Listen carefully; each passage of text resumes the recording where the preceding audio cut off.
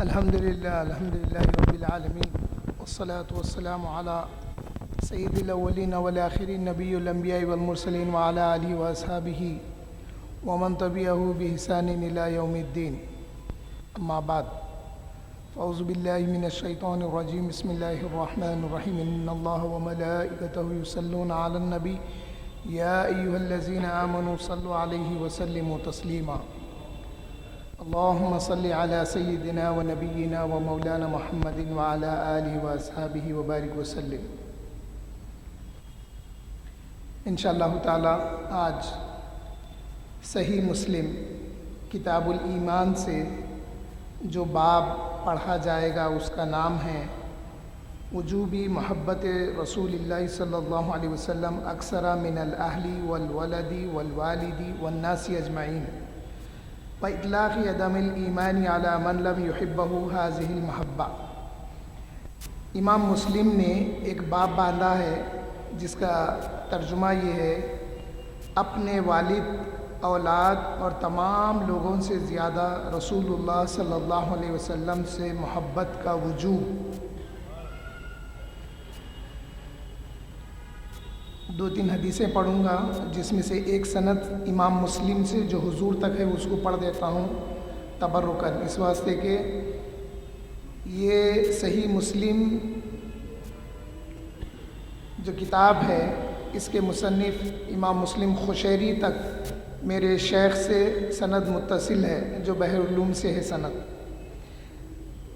امام مسلم لکھتے ہیں وحدثنی زہیر بن حرب قال حدثنا اسماعیل بن علیہ قال وحدثنا شیبان بن ابی شیبہ قال حدثنا عبد الوارث کلاہما عن عبد العزیز عن انس قال قال رسول اللہ صلی اللہ علیہ وسلم لا یؤمن عبد وفی حدیث عبد الوارث الرجل حتی اکون احب الیہ من اہلہ ومالہ والناس اجمعین۔ یہ حدیث حضرت انس رضی اللہ تعالیٰ عنہ سے ہے۔ وہ بیان کرتے ہیں کہ رسول اللہ صلی اللہ علیہ وسلم نے فرمایا کوئی شخص مومن نہیں ہو سکتا جب تک کہ میں اس کے نزدیک، اس کے اہل، اس کا مال اور تمام لوگوں سے زیادہ محبوب نہ ہو جاؤں۔ اس کے بعد والی حدیث میں حضرت انس بن مالک رضی اللہ تعالیٰ عنہ بیان کرتے ہیں کہ رسول اللہ صلی اللہ علیہ وسلم نے فرمایا تم میں سے کوئی شخص مومن نہیں ہو سکتا جب تک کہ میں اس کے نزدیک، اس کی اولاد، اس کے والد اور تمام لوگوں سے زیادہ محبوب نہ ہو جاؤں۔ اس کا حکم اللہ جل شانہ نے بھی دیا ہے۔ اس کی تشریح میں صاحب شرح لکھتے ہیں اللہ تعالیٰ فرماتے ہیں اے میرے حبیب آپ بتا دو قل ان کان آباؤکم و ابناؤکم و اخوانکم و ازواجکم و عشیرتکم واموال اخترفتموها وتجارة تخشون کسادها ومساکن ترضونها احب الیکم من اللہ ورسولہ وجہاد فی سبیلہ فتربصوا حتی یأتی اللہ بامرہ واللہ لا یہدی القوم الفاسقین۔ اللہ تعالیٰ فرماتے ہیں اے حبیب آپ فرما دیجئے کہ اگر تمہارے ماں باپ، اولاد، بھائی، بیویاں، دیگر رشتہ دار، کمایا ہوا مال، وہ تجارت جس میں نقصان سے تم ڈرتے ہو اور تمہارے پسندیدہ مکان تم کو اللہ اور اس کے رسول اور اس کی راہ میں جہاد کرنے سے زیادہ محبوب ہوں تو اللہ تعالیٰ کے حکم کا انتظار کرو، اور اللہ تعالیٰ فاسقوں کو ہدایت نہیں دیتا۔ یہ اللہ تعالیٰ کا حکم ہے۔ رسول اللہ صلی اللہ علیہ وسلم کی محبت کے ساتھ مکلف کرنے کی توجیہ۔ ایک سوال یہ ہے کہ محبت ایک غیر اختیاری چیز ہے، محبت کرنے میں کسی کا اختیار دخل نہیں دیتا۔ محبت ہوتی ہے، کیسا ہوتی ہے وہ بتا رہے ہیں، اور غیر اختیاری چیز کا انسان مکلف نہیں ہوتا، تو رسول اللہ صلی اللہ علیہ وسلم کی محبت کا مکلف کرنا کس طرح صحیح ہوگا؟ یہ سوال کا جواب کیا ہے؟ اس کا جواب یہ ہے کہ محبت کی دو قسمیں ہیں، ایک محبت طبعی اور دوسری محبت عقلی۔ ایک انسان کی طبیعت میں ہوتا ہے کسی سے محبت کرنا، اور دوسری انسان کی عقل کہتی ہے کہ اس سے محبت کرے۔ جب کسی اچھے کو دیکھیں تو انسان کی عقل کہتی ہے کہ اس سے محبت کریں، اس سے دوستی رکھیں، اس کو چاہیں۔ محبت عقلی سے مراد یہ ہے کہ عقل محبوب چیز کو دوسری چیزوں پر ترجیح دے، اور یہ انسان کے اختیار میں ہے۔ اور رسول اللہ صلی اللہ علیہ وسلم سے اسی قسم کی محبت کرنا فرض ہے۔ یعنی ایمان کا تقاضا یہ ہے کہ انسان اپنی ذات، اپنے ماں باپ، دیگر اقربا اور مال و دولت کو رسول اللہ صلی اللہ علیہ وسلم کے حکم پر قربان کر دیں، جیسا کہ جنگ بدر میں حضرت ابوبکر صدیق رضی اللہ عنہ اپنے بیٹے اور حضرت حذیفہ رضی اللہ تعالیٰ عنہ اپنے باپ کے خلاف تلوار کھینچ کر نکل آئے۔ یہ ہے محبت کا تقاضا۔ اور حضرت عمر رضی اللہ تعالیٰ عنہ نے اپنے ماموں کو قتل کر دیا۔ رسول اللہ صلی اللہ علیہ وسلم کی خاطر صحابہ کرام اپنے وطن، اپنے اقربا، اپنے مکانوں اور اپنی مال و دولت کو چھوڑ کر بے سر و سامان کی حالت میں ہجرت کر کے مدینہ آ گئے حضور کی محبت میں۔ غزوہ تبوک کے موقع پر حضرت ابوبکر صدیق رضی اللہ تعالیٰ عنہ نے سارا مال رسول اللہ صلی اللہ علیہ وسلم کے قدموں میں لا کر رکھ دیا۔ اور جب یہ آیت نازل ہوئی، اور اگر ہم ان پر یہ فرض کر دیتے کہ اپنے باپ کو قتل کرو، تو صدیق اکبر رضی اللہ تعالیٰ عنہ نے فوراً کہا، حضور اگر آپ حکم دیں تو میں ابھی اپنے باپ کی گردن کاٹ دوں۔ ابھی ایمان نہیں لائے تھے جب کی بات ہے آپ کے والد۔ یہاں پر پتہ یہ چلا کہ حضور صلی اللہ علیہ وسلم کی محبت میں کسی کی خاطر نہیں رکھتے تھے۔ جو حضور پر ایمان لاتے، جو حضور کی معیت میں آتے، جو حضور کی غلامی میں آ جاتے، پھر ان کی تعریف اللہ تعالیٰ نے فرمایا، والذین معه اشداء علی الکفار ورحماء بینہم۔ اور وہ لوگ اے حبیب، اور وہ لوگ جو آپ کی غلامی میں آ گئے ہیں، اشداء علی الکفار، تو کفاروں پر وہ بڑے سخت ہوتے ہیں، رحماء بینہم، اور آپس میں بڑے رحم دل ہوتے ہیں۔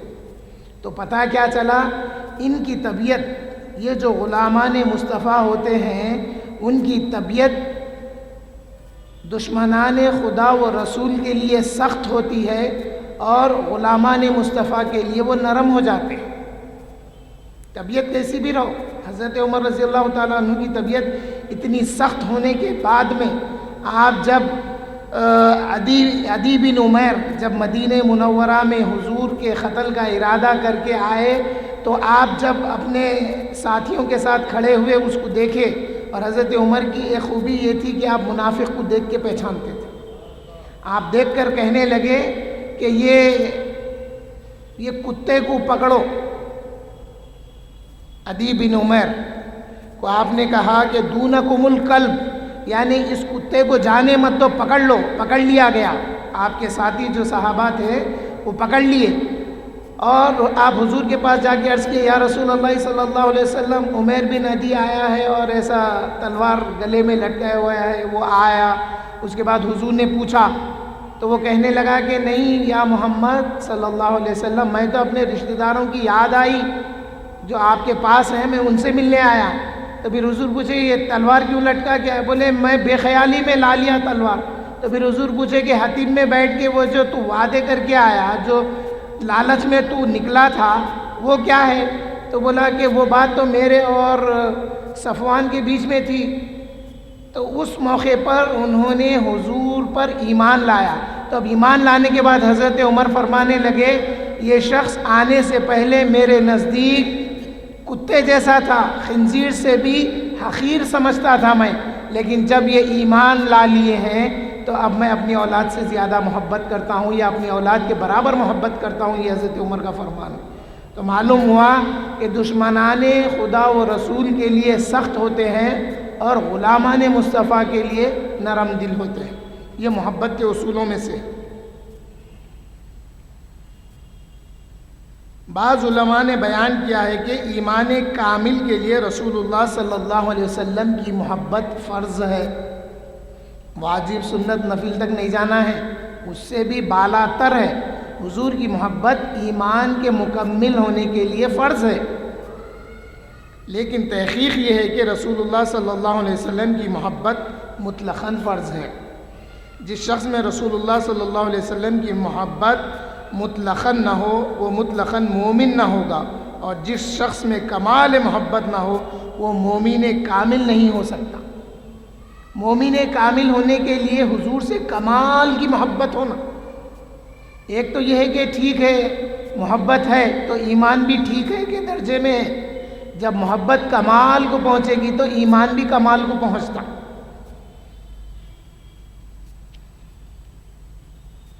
نبی کریم صلی اللہ علیہ وسلم کے محبوب ہونے کے کئی وجوہات ہیں، جس میں سے ایک وجہ یہ ہے کہ انسان حسن و جمال سے محبت کرتا ہے، اور اللہ تعالیٰ نے نبی کریم صلی اللہ علیہ وسلم کو کائنات میں سب سے زیادہ حسن و جمال عطا فرمایا ہے۔ امام بخاری اپنی سند کے ساتھ روایت کرتے ہیں کہ حضرت براء بن عازب رضی اللہ تعالیٰ عنہ بیان کرتے ہیں کہ رسول اللہ صلی اللہ علیہ وسلم کا چہرہ تمام لوگوں سے زیادہ حسین تھا۔ حضرت کعب بن مالک غزوہ تبوک سے تخلف کی حدیث بیان کر رہے تھے، انہوں نے کہا میں نے رسول اللہ صلی اللہ علیہ وسلم کو سلام کیا، اس وقت آپ کا چہرہ خوشی سے چمک رہا تھا، اور جب رسول اللہ صلی اللہ علیہ وسلم کسی بات سے خوش ہوتے تو آپ کا چہرہ اس طرح روشن ہو جاتا جیسے وہ چاند کا ٹکڑا ہو۔ حضرت جابر بن سمورہ رضی اللہ تعالیٰ عنہ بیان کرتے ہیں کہ میں نے رسول اللہ صلی اللہ علیہ وسلم کو ایک رات دیکھا جب بادل نہیں تھے، یعنی رسول اللہ صلی اللہ علیہ وسلم کو دیکھیے پھر آسمان کی طرف دیکھے، جب آسمان کی طرف دیکھے تو آسمان پہ کوئی بادل نہیں تھا، ابر صاف تھا۔ آپ نے سرخ حلہ پہنا ہوا تھا، آپ لال رنگ کا حلہ پہنے ہوئے تھے۔ میں کبھی آپ کی طرف دیکھتا اور کبھی چاند کی طرف دیکھتا، کبھی حضرت جابر ابن سمورہ فرما رہے ہیں کہ کبھی میں حضور کی طرف دیکھتا جو حضور لال حلہ زیب تن فرمائے ہوئے تھے، آپ کی طرف دیکھتا، کبھی چاند کی طرف دیکھتا۔ تو معلوم کیا ہوا، بادل نہیں تھے، آسمان صاف تھا اور چاند نمودار تھا، اور وہ 14ویں کا چاند تھا بول کے بھی آیا روایت میں۔ بلا شبہ آپ میرے نزدیک چاند سے ہنسے تھے۔ جب میں نے چاند کو دیکھا بار بار اور حضور کے چہرے مبارک کو دیکھا تو میں نے دیکھا کہ حضور کا چہرے مبارک چاند سے زیادہ منور تھا۔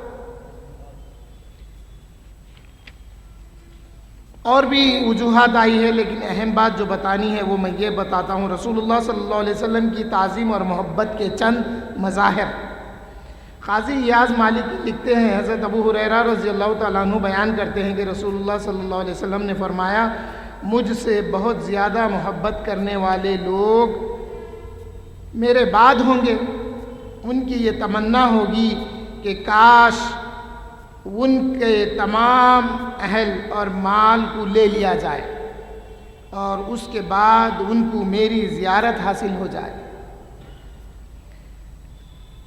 مجھ سے زیادہ محبت کرنے والے لوگ میرے بعد ہوں گے، ان کی یہ تمنا ہوگی کہ کاش ان کے تمام اہل اور مال کو لے لیا جائے، مگر ایک جھلک حضور صلی اللہ علیہ وسلم کی اگر مل جاتی ہے تو میں اپنی اہل کو بھی نثار کر دوں گا اور میرے مال کو بھی کر دوں گا، ایسے لوگ ہوں گے فرمائے حضور صلی اللہ علیہ وسلم۔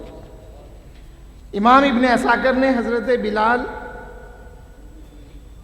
حضرت عمر رضی اللہ تعالیٰ عنہ سے روایت کیا کہ حضرت ابوبکر صدیق رضی اللہ تعالیٰ عنہ نے نبی صلی اللہ علیہ وسلم سے عرض کیا، اس ذات کی قسم جس نے آپ کو حق کے ساتھ مبعوث کیا، اگر میرے باپ ابو قحافہ کے بجائے ابو طالب ایمان لے آتے تو اس سے میری آنکھوں کو زیادہ ٹھنڈک پہنچتی، کیونکہ ابو طالب کا اسلام لانا آپ کی آنکھوں کی ٹھنڈک تھا۔ حضرت ابو بکر فرما رہے ہیں. امام بیہقی اور امام بزار. اب یہاں پہ بات کیا معلوم ہوئی؟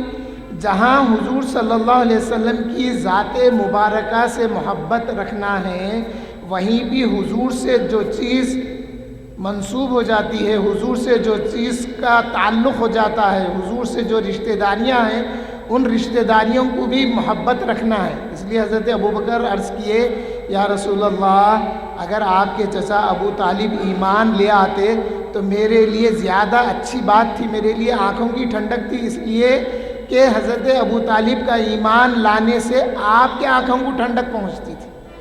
یعنی میرے باپ ایمان لائے، مجھے خوشی نہیں ہے، مجھے خوشی تو اس وقت ہوتی جب آپ کے چچا ایمان لے آتے، اور آپ کے چچا ایمان لانے کی وجہ سے آپ کو جو آنکھوں کی ٹھنڈک پہنچتی وہ میرے لیے پسندیدہ ہے. عرض کیے. امام بیہقی اور امام بزار نے حضرت ابن عمر رضی اللہ تعالیٰ عنہ سے روایت کیا ہے کہ حضرت عمر ابن خطاب رضی اللہ تعالیٰ عنہ نے حضرت عباس رضی اللہ عنہ سے کہا، آپ کا اسلام لانا میرے نزدیک میرے باپ خطاب کے اسلام لانے سے زیادہ محبوب ہے. دیکھیے اب حضرت عمر کیا عرض کر رہے ہیں، ڈائریکٹ حضرت عباس سے عرض کر رہے ہیں کہ آپ کا اسلام لانا، اے عباس ابن عبد المطلب رضی اللہ تعالیٰ عنہ، آپ کا اسلام لانا میرے نزدیک میرے باپ خطاب کے اسلام لانے سے زیادہ محبوب ہے، کیونکہ آپ کا اسلام لانا رسول اللہ صلی اللہ علیہ وسلم کو زیادہ محبوب تھا. ان حدیثوں میں یہ بیان ہے کہ حضرت ابو بکر اور حضرت عمر رضی اللہ تعالیٰ عنہما نے اپنی محبت پر رسول اللہ صلی اللہ علیہ وسلم کی محبت کو ترجیح دی ہے. امام ابن اسحاق نے اپنی سیرت میں لکھا ہے، اور امام بیہقی نے اسماعیل ابن محمد ابن سعد ابن ابی وقاص سے مرسلاً روایت کیا ہے کہ انصار کی خاتون کا باپ، بھائی اور شوہر جنگ احد میں شہید ہو گئے. یہ تینوں رسول اللہ صلی اللہ علیہ وسلم کے ساتھ غزوہ احد میں گئے تھے. اس عورت کا باپ، بھائی اور شوہر تینوں حضور کے ساتھ غزوہ احد میں گئے تھے. اب وہاں پہ وہ شہید ہو گئے. اس نے پوچھا رسول اللہ صلی اللہ علیہ وسلم کا کیا حال ہے، کیونکہ خبر پھیل گئی تھی کہ رسول اللہ صلی اللہ علیہ وسلم کو شہید کر دیا گیا. صحابہ ایک سکتے کے عالم میں آ گئے تھے. اس کے بعد جب معلوم ہوا کہ حضور صلی اللہ علیہ وسلم سلامت ہیں، یہ خبر احد سے مدینے تک پہنچ گئی تھی. اب وہ مدینے میں جب یہ عورت سنے تو یہ دوڑتے ہوئے آئے اور جو ملا ان کو پوچھتے تھے کہ رسول اللہ کیسے ہیں، رسول اللہ کیسے ہیں. تو انہوں نے پوچھا کہ رسول اللہ صلی اللہ علیہ وسلم کا کیا حال ہے. صحابہ نے کہا، اللہ کا شکر ہے، جس طرح تمہاری تمنا تھی آپ خیریت سے ہیں. آپ کے پوچھنے سے یہ اندازہ ہو رہا ہے کہ آپ چاہتے ہیں کہ حضور خیریت سے رہیں، تو آپ کی جو تمنا ہے اس کے مطابق حضور خیریت سے ہیں. اس نے کہا مجھے دکھاؤ. نہیں، اب مجھے تسلی نہیں ہو رہی، تمہارے کہنے سے تسلی نہیں ہو رہی، کیونکہ ایک خبر ایسی سنی ہوں میں جو میرے لیے باعث تشویش ہو گئی ہے، اور آپ جو خبر دے رہے ہیں حضور ہیں، مجھے تسلی نہیں ہو رہی، میں اپنی آنکھوں سے دیکھنا چاہتی ہوں. صحابہ نے دکھاؤ کہ رسول اللہ صلی اللہ علیہ وسلم کہاں ہیں، حتیٰ کہ میں آپ کو دیکھ لوں. جب اس نے آپ کی زیارت کی تو کہنے لگی، آپ کو سلامت دیکھنے کے بعد ہر مصیبت آسان ہو گئی ہے، اور اب مجھے کسی چیز کی پرواہ نہیں ہے.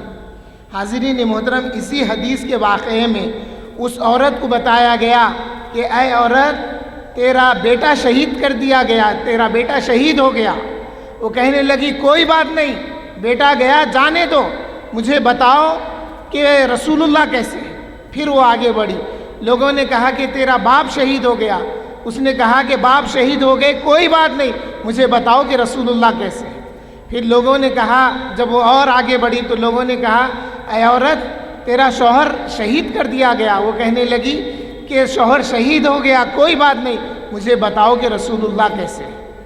جب ان مراحل سے گزرنے کے بعد وہ حضور کا دیدار کرنے کے بعد عرض گزار ہو گئی، یا رسول اللہ صلی اللہ علیہ وسلم، اب آپ کو دیکھنے کے بعد ہر مصیبت آسان ہو گئی.